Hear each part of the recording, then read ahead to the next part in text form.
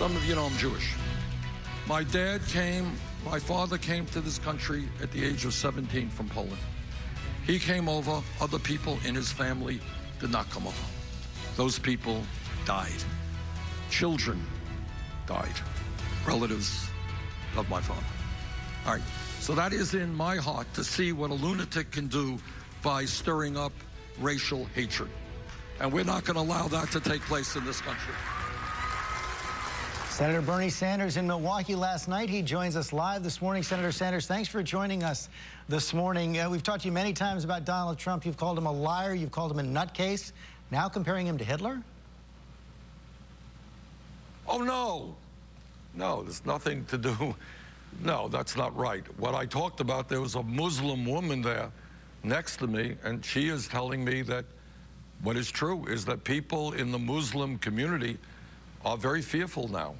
She was describing a kid who now locks the door at night. And what I was saying is, I am going to do everything that I can to kind of stop those Islamophobic attacks so the kids in this country who happen to be Muslim are afraid. No, I did not compare Trump to Hitler. But I will do everything that I can to stop this type of hatred and hate talk that we are hearing.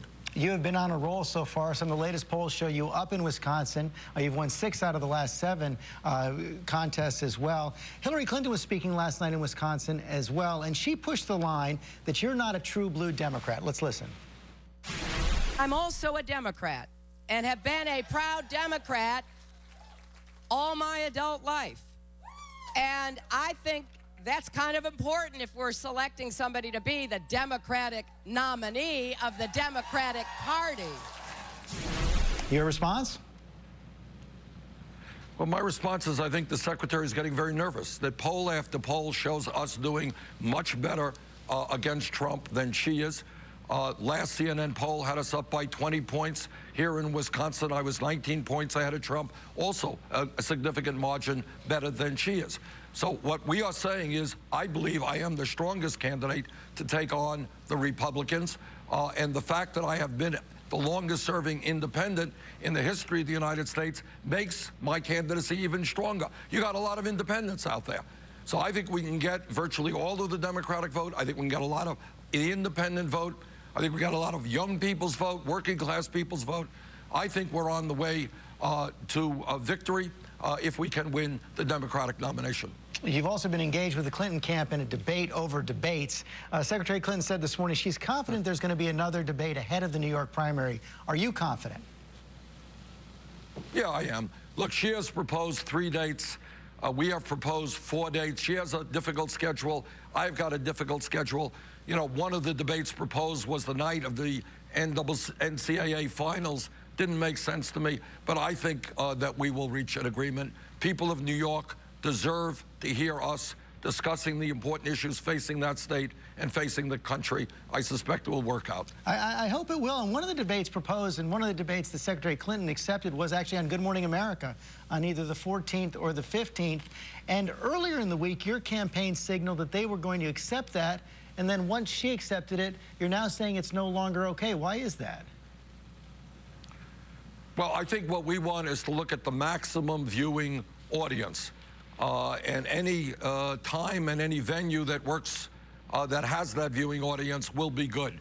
So we're looking at a lot of options right now. But I think at the end of the day, George, we will have a time and a place. There will be, I suspect, a very spirited debate about why the middle class continues to decline, why we have so much wealth and income inequality in this country, and whether or not we are being as effective as we should be in addressing the crisis of climate change, which we must deal with. So you're not ruling out that debate right now?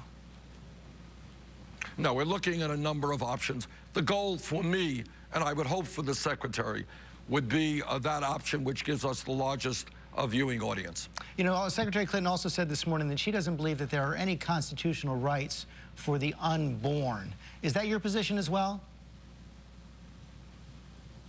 All I know is that I will fight as strong as I can to defend a woman's right to choose.